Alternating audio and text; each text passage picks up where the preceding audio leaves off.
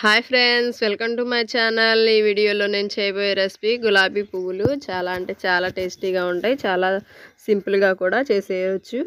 ముందుగా వీటి కొరకు ఏంటంటే ఒక బౌల్ తీసుకుని ఆ బౌల్లో 2 కప్పుల వరకు మైదా పిండి వేసుకోవాలి. నేనంటే 2 కప్పులతో చేస్తున్నాను, మీరు కావాలంటే 1 కప్పుతో కూడా చేసుకోవచ్చు. 2 కప్పులు మైదా పిండి తీసుకుని మైదా పిండిలో 2 కప్పుల వరకు బియ్య పిండి వేయాలి. ఈ బియ్య పిండి వేసుకున్న తర్వాత పంచదారని మనం పౌడర్ చేసుకున్నాను నేనైతే, ఎందుకంటే పంచదార కరగడానికి టైం పడుతుంది కదా, అందుకని నేను పౌడర్ చేసుకుని పంచదార పౌడర్ని యూజ్ చేశాను. దీనిలో కప్పున్నర పంచదార పౌడర్ అయితే దీనిలో వేశాను. ఈ 4 కప్పులకి కప్పున్నర పంచదార పౌడర్ అయితే కరెక్ట్గా సరిపోయిందనమాట.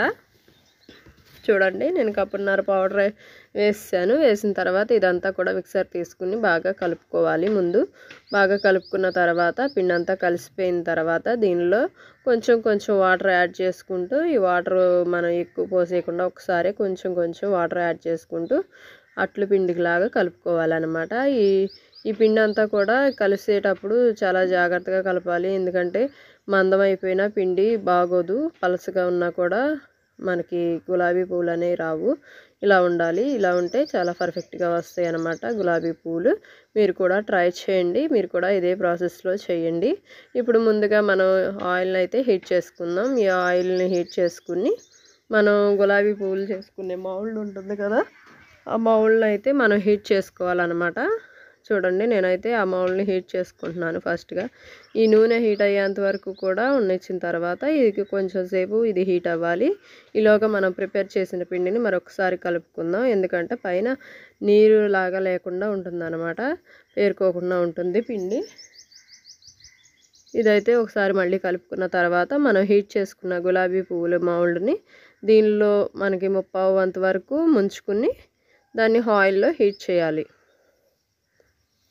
చూడండి, నేనైతే కొంచెం గ్యాప్ ఇచ్చి అంతా కూడా ముంచేసాను. ఇది కూడా దీన్ని తీసుకెళ్ళి మనం హీట్ చేసుకున్న ఆయిల్లో ఇలా వదిలేస్తే ఇలా గులాబీ పూలు అయితే పర్ఫెక్ట్గా రెడీ అయిపోతాయి. ఎందుకంటే ఆయిల్ బాగా హీట్లో ఉండాలి, కానీ స్టవ్ మాత్రం మీడియం ఫ్లేమ్లో ఉండాలి, ఎందుకంటే బాగా హీట్ అయిపోతే గులాబీ పువ్వు మనకి గులాబీ గుత్తులు మౌల్డ్ నుంచి వదలకుండానే మాడిపోతుంది అనమాట. చూడండి, ఇదైతే వదలతలేదు. దీన్ని నైఫ్తో కానీ లేకపోతే ఇనపాట్ల కాడతో కానీ మనం ఇది క్లియర్ చేసుకోవాలన్నమాట.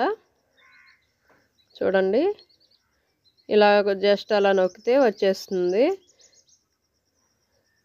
ఈ గ్యాప్స్ అన్నీ మనకు కొత్తది కదా, అంటే 1, 2 వేసేంత వరకు కూడా ఇలా అంటుకుపోతూ ఉంటుంది. తర్వాత వాటంతటికి అవే వస్తాయి.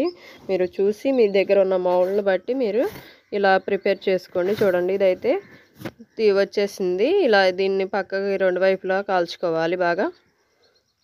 బాగా ఎర్రగా కూడా కాల్చకూడదు. బాగా ఎర్రగా కాలిస్తే చల్లారే వరకు బాగా మాడిపోయినట్లుగా ఉంటాయి అన్నమాట. బాగా ఎర్రగా కూడా కాల్చకూడదు. కొంచెం బ్రౌన్ కలర్ వచ్చే వరకు దీన్ని తీసేయాలి. చూడండి, నేను ఆల్మోస్ట్ అయితే ఇది రెడీ అయిపోయింది. నేను దీన్ని తీసేస్తున్నాను. ఉన్న పిండి అంతా కూడా ఇదే ప్రాసెస్లో చేసుకోవాలి. చూడండి, కొంచెం బాగా నూనె మౌల్డ్ హీట్ అయ్యేంత వరకు కొంచెం ఇబ్బంది, తర్వాత వాటంతటికి అవే వచ్చేస్తాయి అన్నమాట. చూడండి, నాకైతే ఆల్మోస్ట్ రెడీ అయిపోయినాయి. నేనైతే టిష్యూ పేపర్లో ఇలా పేపర్ మీద ప్లేట్లో టిష్యూ పేపర్ వేసి దాని మీద పెట్టుకుంటున్నాను, ఎందుకంటే దాని మీద ఒకటి వేస్తే ఇవి వంకరలు తిరిగిపోతాయి అన్నమాట. చూడండి, నేను ప్రిపేర్ చేసిన గులాబీ పువ్వులు అయితే ఇలా ఉన్నాయి. మీరు కూడా ట్రై చేయండి, ఎలా కుదిరిందో నాకైతే కామెంట్ చేయండి. మన ఛానల్ని సబ్స్క్రైబ్ చేయండి. ఈ వీడియో యూజ్ అవుతుంది అనుకున్న వారికి మీరైతే షేర్ చేయండి, మన వీడియోని లైక్ చేయండి. ఇలాంటి వీడియోల కోసం మన ఛానల్ తప్పకుండా సబ్స్క్రైబ్ చేయండి. Thanks for watching.